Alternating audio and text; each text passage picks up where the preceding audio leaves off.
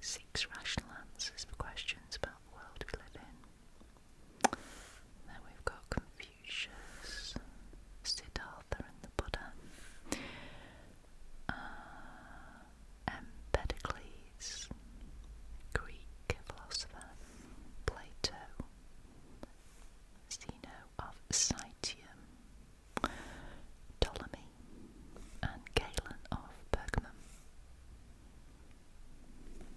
There's also Pythagoras, powerful Greek city-state of Athens adopts a democratic constitution, birth of Socrates, Peloponnesian War, Aristotle, the death of Alexander the Great, construction of Hadrian's Wall, and the collapse of the Han dynasty.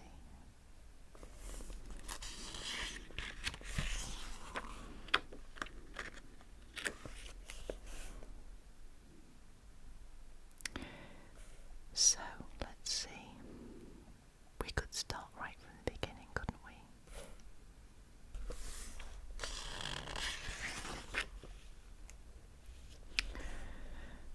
So here we have some Chinese philosophy.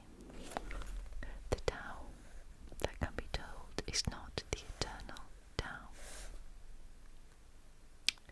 Taoism, Chinese philosophy. So it's circa 6th century BCE.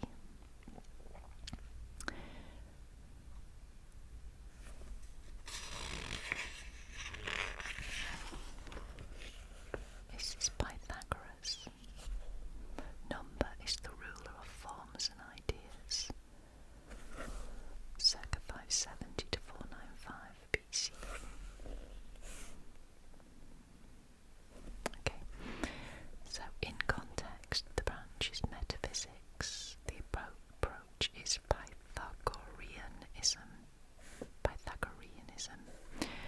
Before 6th century BCE. And then after, Western philosophy was in its infancy when Pythagoras was born in Miletus, Greece. A group of philosophers known collectively as the Milesian School had started to seek rational explanations for natural phenomena. Only a generation or so earlier, marking the beginning of the Western philosophical tradition, Pythagoras spent his childhood not far from Miletus, so it is very likely that he knew of them, and may even have studied in their academy. Like Thales, the founder of the Milesian School, Pythagoras is said to have learned the rudiments of geometry during a trip to Egypt. With this background, it is not surprising that he should approach philosophical thinking in a scientific and mathematical way. The Pythagorean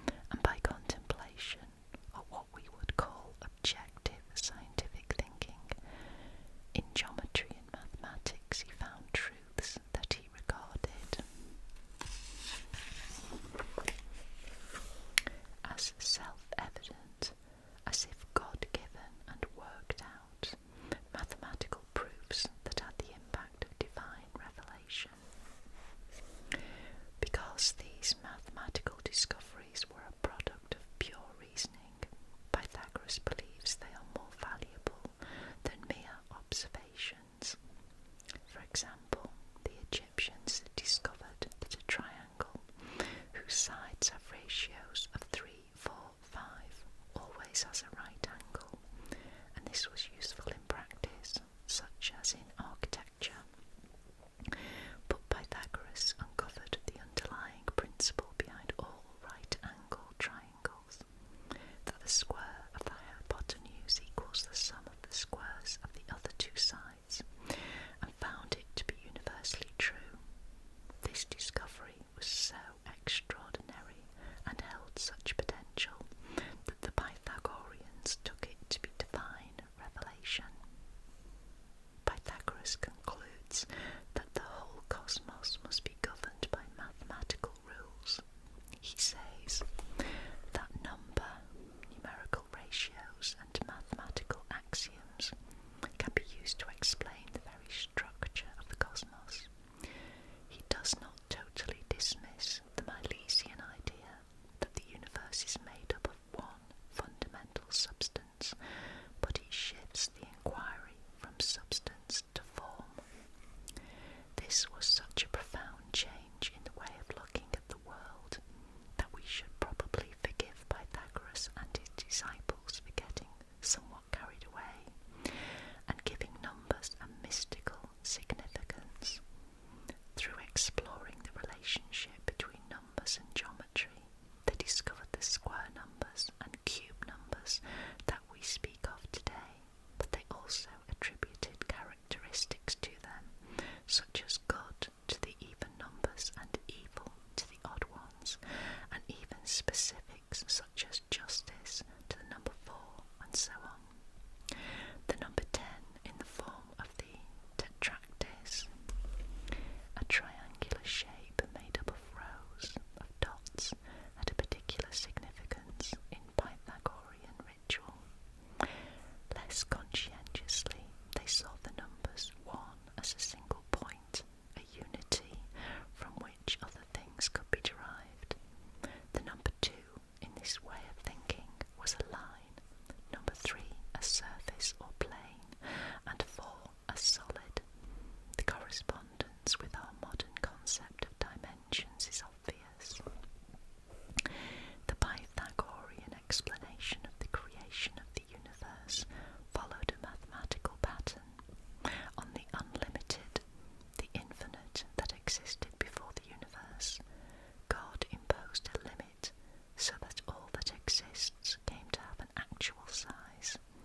In this way, God created a measurable unity from which everything else was formed.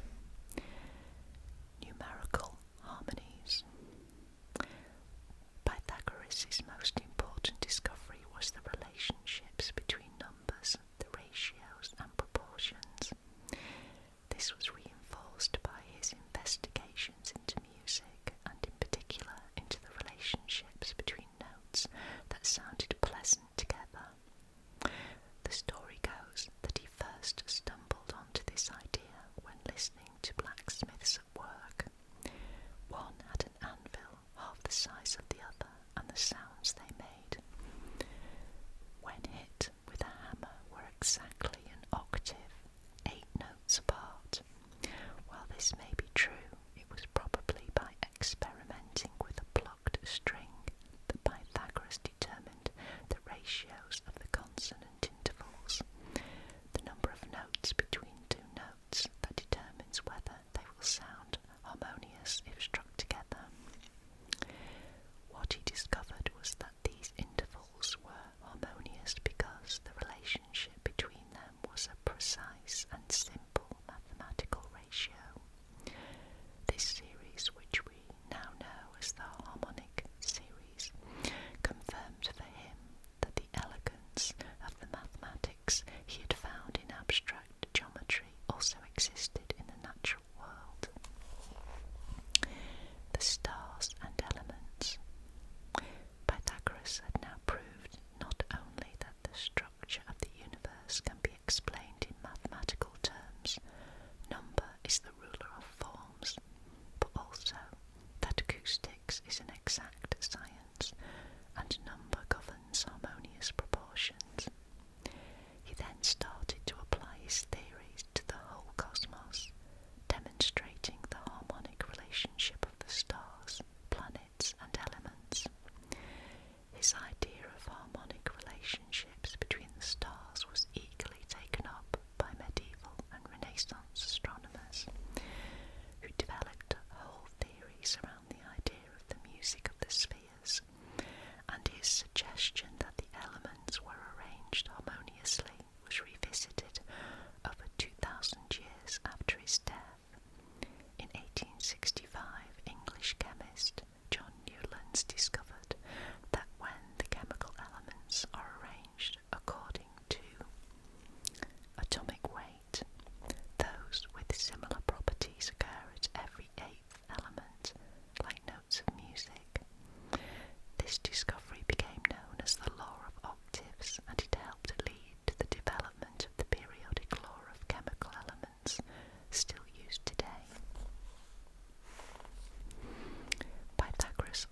established the principle of deductive reasoning, which is the step-by-step process of starting with self-evident axioms such as 2 plus 2 equals 4 to build towards a new conclusion or fact.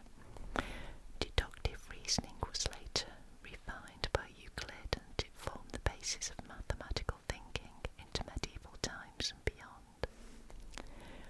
One of Pythagoras' most important contributions to the development of philosophy was the idea that abstract thinking is superior to the evidence of the senses.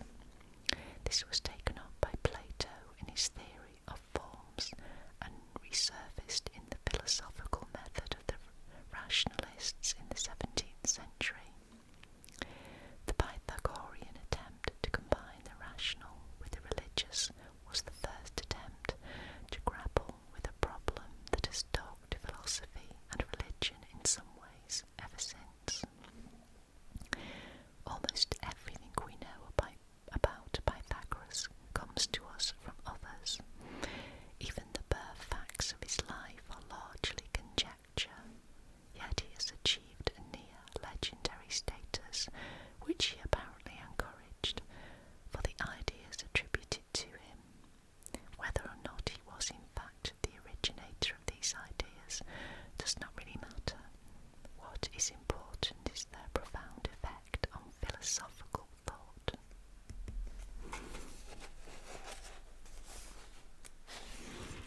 So let's just go back. So here he is, Pythagoras. Little is known about Pythagoras' life. He left no writings himself, and unfortunately, as the Greek philosopher Porphyry noted in his Vita Pythagorae, no one knows for certain what Pythagoras told his associates, since they observed an unusual silence. However, modern scholars believe that Pythagoras was probably born on the island of Samos, off the coast of modern-day Turkey. As a young man, he travelled widely, perhaps studying at the Milesian school, and probably visiting Egypt, which was a centre of learning.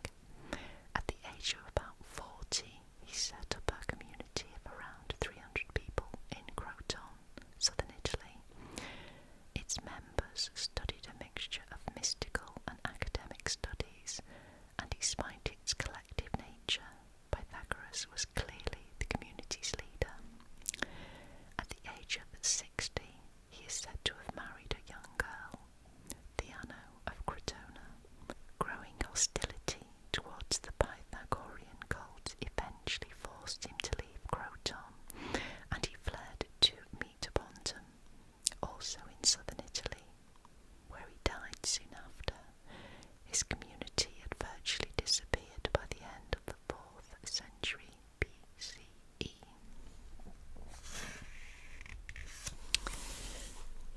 So, these are some of the ideas. Everything in the universe conforms to mathematical rules and ratios, so number is the ruler of forms. So if we understand number and mathematical relationships, we come to understand the structure of the cosmos. Mathematics is the key model for philosophical thought. Number is the ruler of ideas.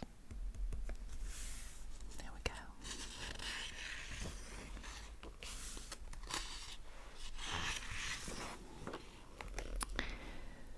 Let's see, who shall we do next?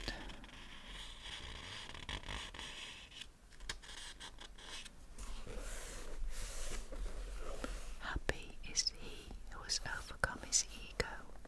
Siddhartha Gautama, circa 563 to 483 BCE. The tradition is Eastern philosophy. The approach is Buddhism. Siddhartha Gautama, later known as the Buddha, the Enlightened One, lived in India during a period when religious and mythological accounts of the world were being questioned.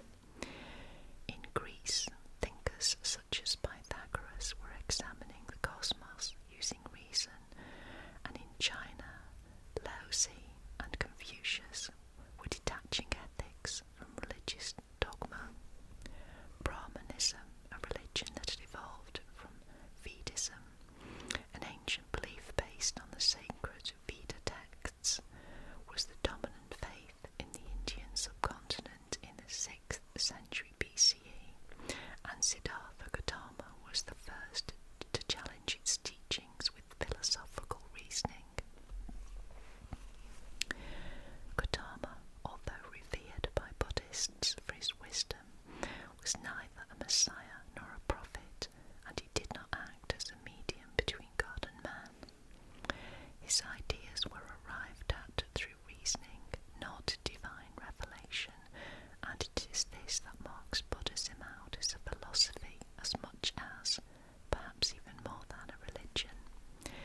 His quest was a philosophical one, to discover truths, and he maintained that the truths he proposed are available to all of us through the power of reason. Like most Eastern philosophers, he was not interested in the unanswerable questions of metaphysics that preoccupied the Greeks, dealing with entities beyond our experience. This kind of inquiry was senseless speculation. Instead, he concerned himself with the question of the goal of life, which in turn involved examining the concepts of happiness, virtue, and the good life. The middle way. In his early life, Gautama enjoyed luxury, and we are told all the sensual pleasures. However, he realized that these were not enough on their own to bring him true happiness. He was acutely aware of the suffering in the world and saw that it was largely due to sickness, old age, and death, and the fact that people lacked what they need. He also recognized that the sensual pleasure we indulge in to relieve suffering is rarely satisfying, and that when it is, the effects are transitory. He found the experience of extreme asceticism, austerity, and abstinence equally dissatisfying, bringing him no nearer to an understanding of how to achieve happiness. Gautama came to the conclusion that there must be a middle way between self-indulgence and self-mortification. This middle way, he believed, should lead to true happiness or enlightenment, and to find it, he applied reason to his own experiences. Suffering, he realized, is universal. It is an integral part of existence, and the root cause of our suffering is the frustration of our desires and expectations. These desires he calls attachments, and they include not only our sensual desires and worldly ambitions, but our most basic instinct for self-preservation. Satisfying those attachments, he argues, may bring short-term gratification, but not happiness in the sense of contentment and peace of mind. The not-self.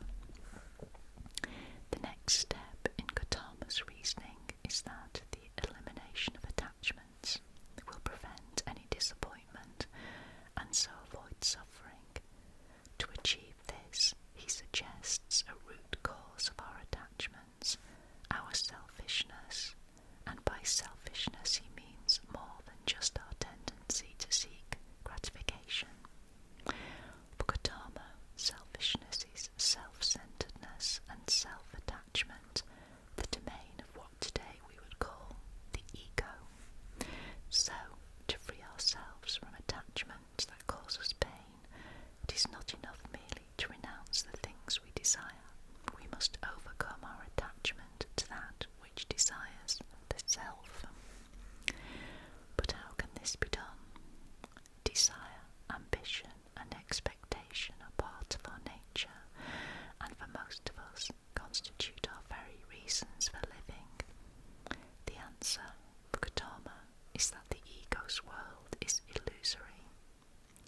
As he shows again, by a process of reasoning, he argues that nothing in the universe is self-caused, but everything is the result of some previous action, and each of us is only a transitory part of this eternal process, ultimately impermanent and without substance. So, in reality, there is no self that is not part of the greater whole, or the not-self, and suffering results from our failure to recognize this. This does not mean that we should deny our existence or personal identity, rather that we should understand them for what they are, transient and insubstantial. Grasping the concept of being a constituent part of an eternal not-self, rather than clinging to the notion of being a unique self, is the key to losing that attachment and finding a release from suffering. The Eightfold Path. Gautama's reasoning from the causes of suffering to the way to achieve happiness is codified in Buddhist teachings in the Four Noble Truths: that suffering is universal, that desire is the cause of suffering, that suffering can be avoided by eliminating desire, that following the Eightfold Path will eliminate desire. This last truth refers to what amounts to a practical guide to the middle way that Gautama laid out for his followers to achieve enlightenment. The Eightfold Path: right action, right intention, right livelihood, right effort, right concentration, right speech, right understanding and right mindfulness, is in effect a code of ethics, a prescription for a good life and the happiness that Gautama first set out to find. Nirvana.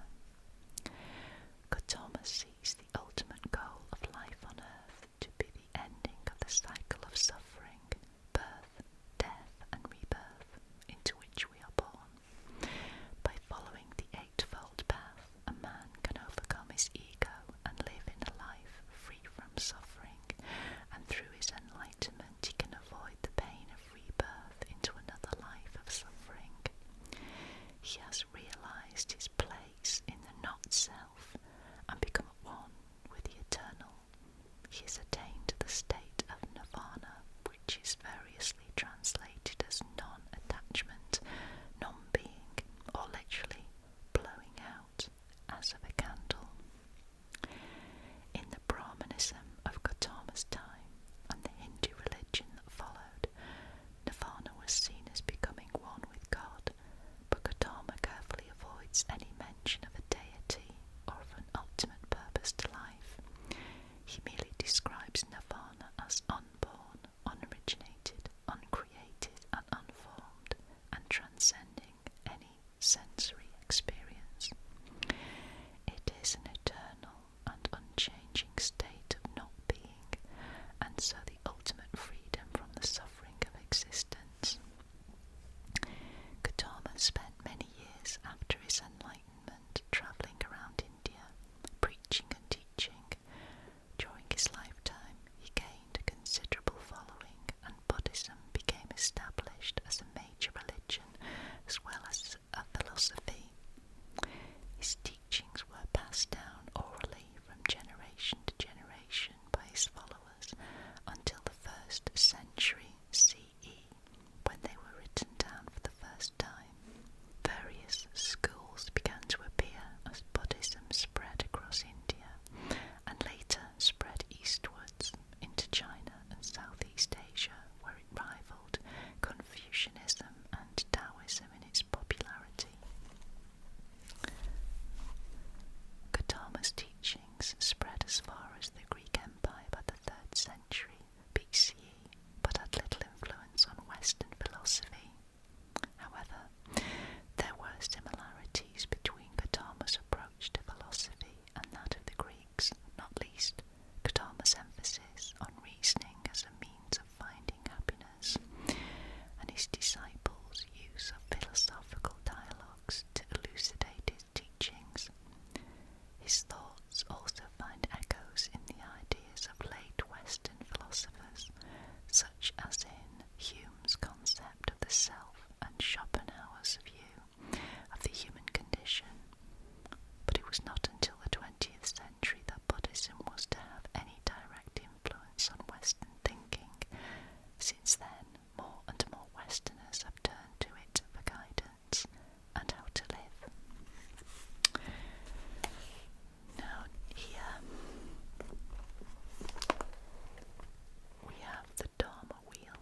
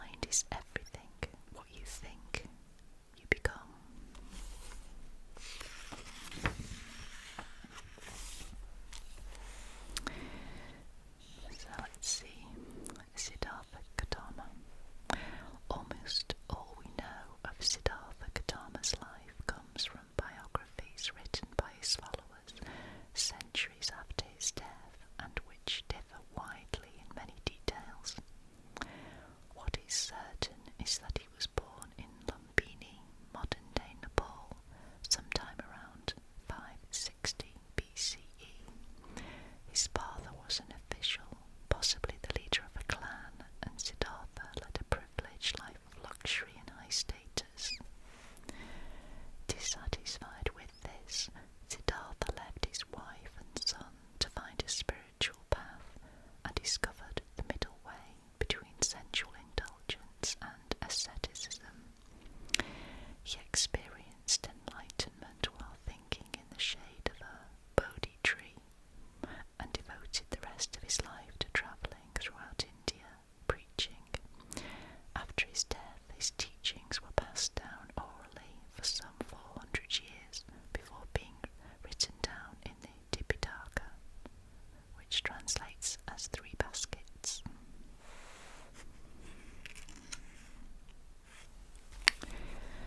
So, the 4 noble truths. Suffering is an inherent part of existence, from birth through sickness and old age to death. The truth of suffering, or the dukkha. The cause of suffering is desire, craving for sensual pleasures and attachment to worldly possessions and power. The truth of the origin of